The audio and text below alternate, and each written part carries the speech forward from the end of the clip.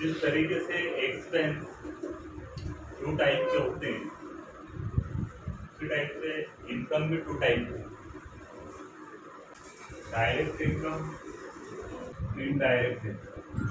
Direct income जो हमें अपने बिजनेस से जो इनकम होती है, बिजनेस से हमें जो इनकम होती है वो डायरेक्ट इनकम है। बिजनेस इनडायरेक्ट इनकम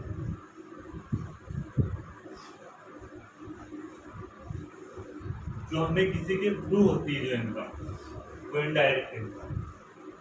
जैसे हम कहीं जॉब करते हैं तो हमें सैलरी मिलती है, वो इनडायरेक्ट इनकम। हमने जो है घर बना करके रूम रेंट पे दे रखे हैं, रूम रेंट कर दिए, उससे जो इनकम हो रही है वो इनडायरेक्ट है, वो उनके थ्रू हो रही है।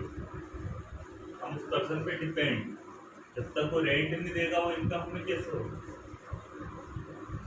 इस तरीके से हम कहीं जॉब कर रहे हैं, जब तक वो सैलरी नहीं देंगे तो हमें कैसे मिलेगी, हमारी इनकम होगी कैसे, तो वो इनडायरेक्ट इनकम।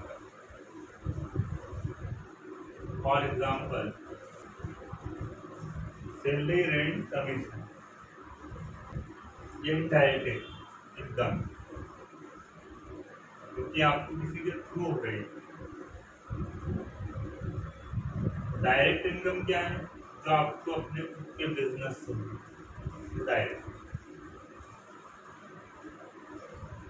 आ रहा है समझ, बात आ रही समझ। डायरेक्ट इनकम क्या होती है, जो हमें सेल्फ बिजनेस से होती है। इनडायरेक्ट इनकम जो हमें किसी के थ्रू होती है, जैसे हम कहीं जॉब करते हैं तो हमें सैलरी मिल रही है, वो इनडायरेक्ट इनकम। हमने अपना घर बनाया है, रूम वगैरह हमने रेंट पे दिए हैं, या जो है शॉप रेंट पे दी, तो उससे जो इनकम हो रही है वो इनडायरेक्ट। हमें हमें जो कमीशन रिसीव हो रहा है वो इनडायरेक्ट इनकम, किसी के थ्रू रिसीव हो रहा है, इसीलिए इनडायरेक्ट इनकम। लोन, लोन दो टाइप के होते हैं, secured loan, unsecured loan, bank overdraft. OD मतलब ओवरड्राफ्ट, इसका फुल फॉर्म है। सिक्योर्ड लोन सुरक्षित ऋण, अनसिक्योर्ड असुरक्षित ऋण, bank overdraft. Bank overdraft Hindi में कहते हैं बैंक अधिविकर्ष। अच्छा, बैंक एक इंग्लिश वर्ड है कि हिंदी वर्ड? English word. इसका हिंदी मतलब क्या है, हिंदी में क्या बोलते हैं?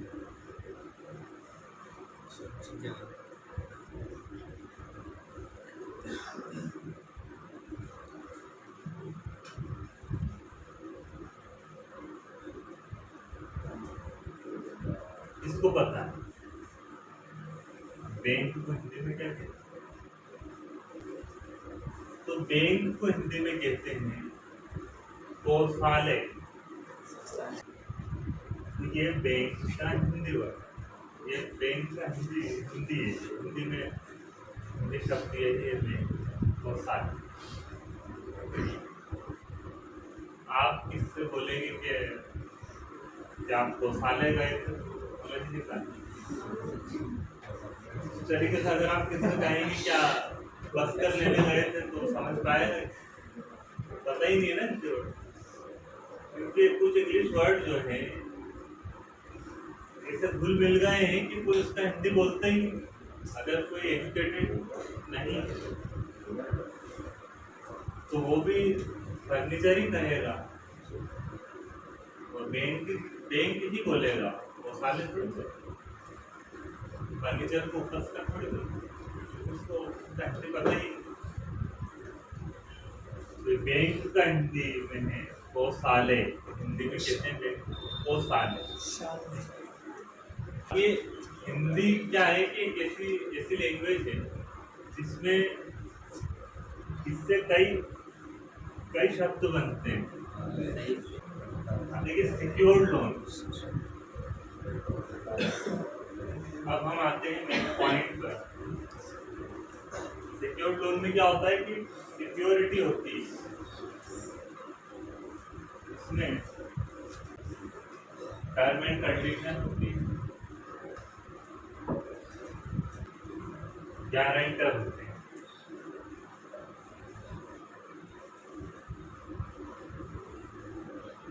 गारंटर मतलब जमानतदार। सिक्योर्ड लोन ऐसे ही नहीं मिल जाता है। जैसे कि अगर आप होम लोन ले रहे हैं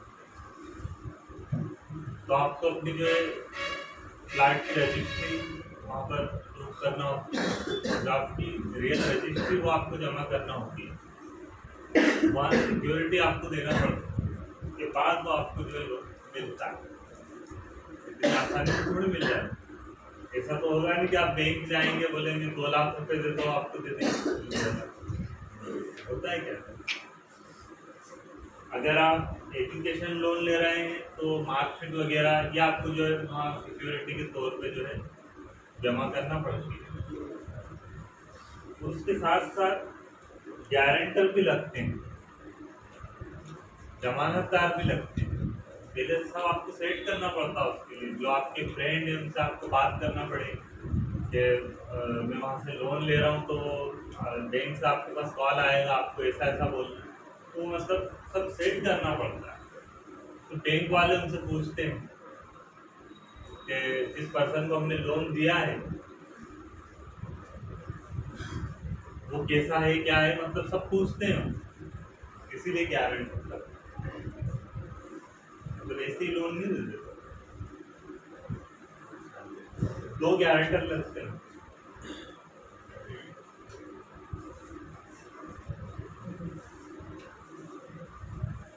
कम से कम 2।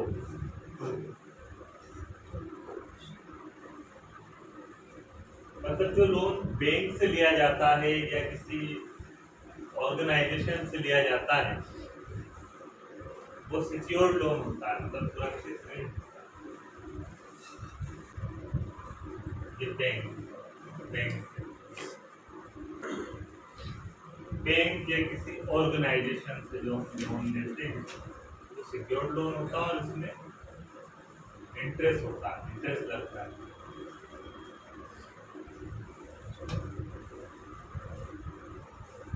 अनसिक्योर्ड लोन जिसमें कोई सिक्योरिटी नहीं होती।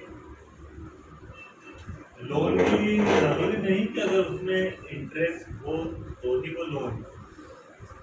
आप किसी से उधार पैसा लेते हैं, आपके दोस्त से, रिश्तेदार से, किसी से भी आप उधार पैसा लेते हैं, अमाउंट लेते हैं, वो भी लोन होता है। ये ज़रूरी नहीं कि इंटरेस्ट हो तब तो लोन। आप ऐसे उधार पैसा ले रहे हैं तो वो लोन। अब आप किसी दोस्त से 200 रुपये लेते हैं या 100 रुपये लेते हैं कि 100 रुपीज़ देना, मुझे 200 रुपीज़ देना, मैं 1 हफ्ते में दे दूँगा, 15 डेज में दे दूँगा, ऐसा बोलते तो वो क्या आपसे कोई सिक्योरिटी मांग रहा है कि आप मार्कशीट लेकर के आओ तभी कर, ऐसा कुछ बोल रहा है तो कोई सिक्योरिटी नहीं लग रही। आपने उससे जो कहा कि 100 रुपीज़ दे दो, मैं 1 हफ्ते में दे दूँ, आपने ले लिया उसको। अब आप उसको आपने बोला है 1 हफ्ते का, लेकिन आप उसे आराम से देते हैं, जो है महीने 2 महीने गुजर जाते हैं, जब आप देते हैं सालों हो जाते हैं, नहीं भी देते हैं, है ना। फिर ऐसे में होता क्या है कि जब उसको ज़रूरत पड़ती है तो फिर हम दे देते हैं, हम अगर लेते हैं। जाहिर सी बात है कि अगर हम किसी की हेल्प लेंगे तो फिर कल को हमें उसकी हेल्प करना। सेकंड पॉइंट में ज़रूरत थी तो हमने ले ली। सेकंड पॉइंट में तो हो सकता है यार मैंने इसके लिए मैंने दिया कि अब मैं तुमको दे, मुझे नहीं देगा। जैसे उससे पैसे लिए अब उसको दिए नहीं तो सामने वाले बंदे के माइंड में ये भी तो थिंकिंग हो सकती है कि मैंने इसको नहीं दिया तो यार ये भी नहीं देगा, मैं दे ही नहीं उसको। ये बात ऐसी भी थिंकिंग तो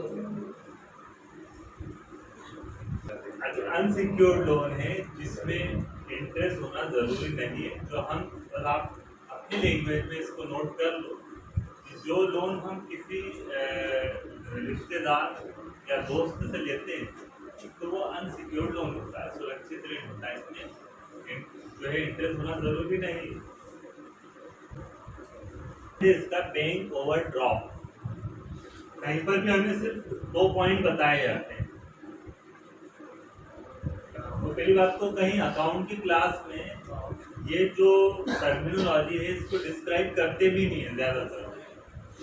तो कहीं अगर गलती से डिस्क्राइब कर भी दिया हूँ तो लोन के सिर्फ 2 टाइप बता के छोड़ देते हैं, सिक्योर्ड और अनसिक्योर्ड।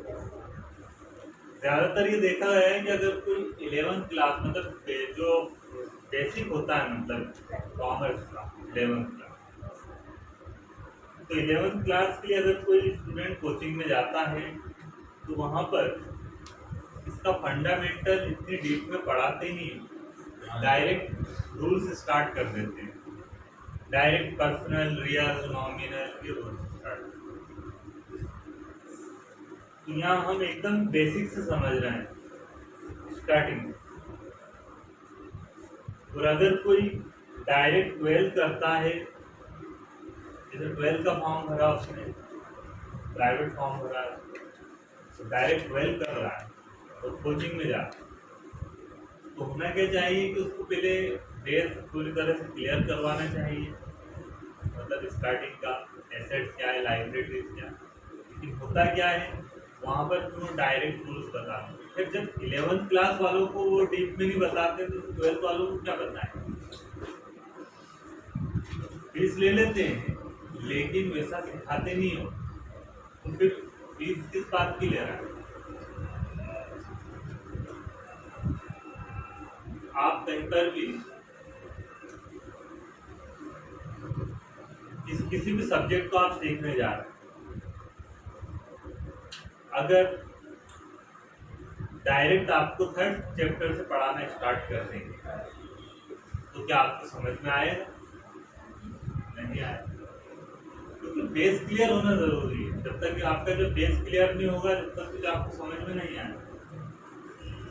किसी भी सब्जेक्ट को समझने के लिए उसका बेस क्लियर होना जरूरी है, बेसिक कॉन्सेप्ट क्लियर होना जरूरी है।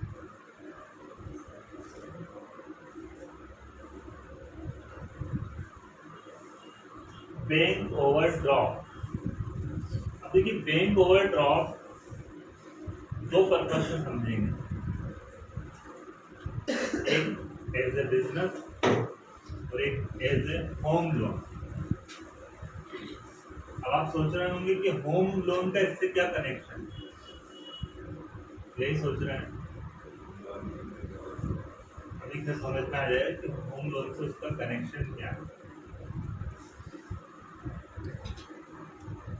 पहले एज ए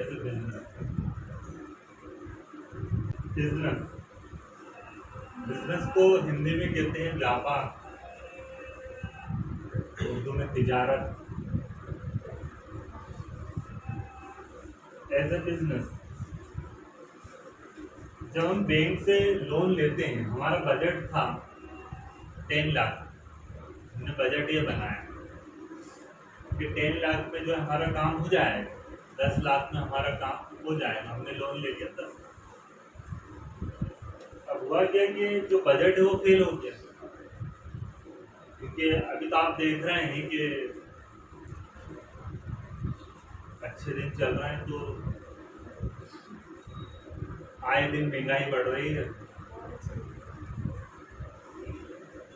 बजट बिगड़ रहा है बार बार, जैसा हो ही जाता है। आपने जब लोन लिया था उस वक्त जो भी आप मकान बनाते हैं,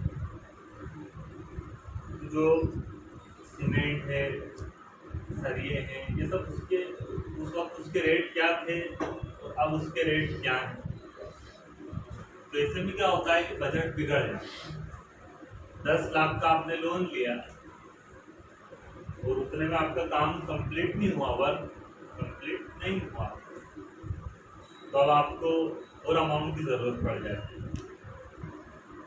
तो बैंक जो एक्स्ट्रा अमाउंट आपको देती है वो ओवरड्राफ्ट, क्या होता है ओवर। इसको आप ऐसे लिख सकते हैं कि लोन के एक्स्ट्रा में जब आप अमाउंट लेते हैं बैंक से,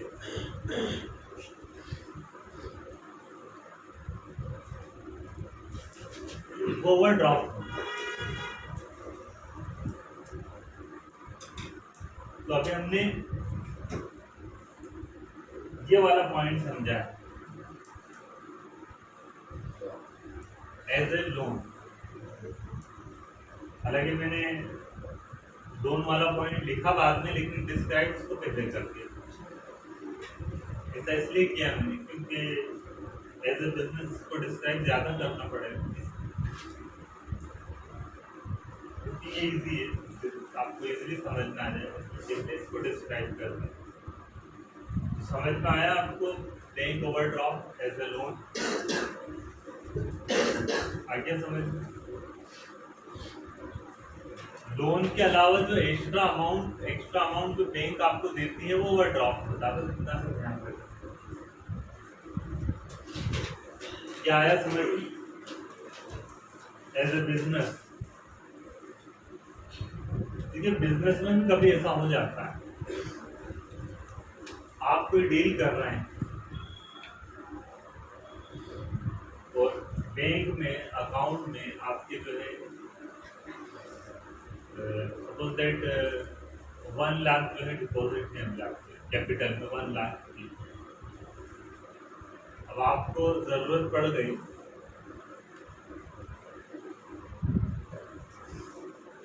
1,50,000 की, 1.5 लाख की जरूरत। तो जो 50,000 एक्स्ट्रा है तो वो बैंक आपको, भले आपके बैंक में 1 लाख जमा है, लेकिन बैंक आपको जो एक्स्ट्रा अमाउंट दे रही है, तो आप कितना भी ले रहे हैं बैंक से एक्स्ट्रा, 50,000 ले रहे हैं, 20,000 ले रहे हैं, वो क्या होता है? ओवरड्राफ्ट। तो बैंक आपको ओवरड्राफ्ट ऐसे ही नहीं दे देगी, उस पर इंटरेस्ट भी लगाएंगे। बैंक की जो इनकम है वो किससे हो रही है? लोन से। लोन से उसकी इनकम हो रही है। अब जितने भी बैंक हैं वो सब आरबीआई के अंडर में आते हैं, चाहे प्राइवेट बैंक हो या सेमी गवर्नमेंट बैंक, जैसे एसबीआई है, बीओआई है, बैंक ऑफ इंडिया है, स्टेट बैंक ऑफ इंडिया है, पंजाब नेशनल बैंक, एचडीएफसी है, आईडीबीआई है, एक्सिस बैंक है, यस बैंक है। तो ये सब क्या है? ये सब बैंक जो होगी आरबीआई के अंडर में है। मतलब कोई भी बैंक आरबीआई के, जितने भी बैंक हैं या कोई ऑर्गेनाइजेशन भी है जो लोन प्रोवाइड करती है, वो सभी आरबीआई की गाइडलाइन को फॉलो करते हैं। अब जो आरबीआई है, reserve bank of India, RBI की इनकम कैसे होगी? होता क्या है कि जो लोग जॉब के लिए विदेश जाते हैं तो वहाँ से पैसा भेजते हैं, अमाउंट भेजते हैं। तो होता क्या है कि कहीं को जॉब कर रहे हैं, अगर वो यूएस में जॉब कर रहे हैं, तो अगर करेंसी डॉलर में है तो आरबीआई उसे रुपीज में कन्वर्ट करता है, या किसी भी करेंसी, मतलब किसी भी टाइप में है, पाउंड है, दिनार है, दिरहम है, रियाल है, जो भी, तो उसको आरबीआई जो रुपीज में कन्वर्ट करता है तो आरबीआई भी उसका कुछ चार्ज लेता है। तो इस तरीके से जो है पहले नंबर पे इनकम आरबीआई की, सेकंड नंबर पे जो भी बैंक उसके अंडर में है उसके थ्रू इनकम, उसके थ्रू आरबीआई की इनकम। तो ये एज ए बिजनेस ओवरड्राफ्ट समझ में आएगी आपको? आया समझ? सिंपल सी बात है, आपके अकाउंट में 1 लाख रुपीज में आपको 1.5 लाख की जरूरत पड़ी, तो जो बैंक आपको एक्स्ट्रा अमाउंट देती है वो ओवरड्राफ्ट। तो उस पर बैंक इंटरेस्ट लगाएंगे। ऐसा नहीं कि आपने 50,000 लिए तो आपको 50,000 ही जमा करना है।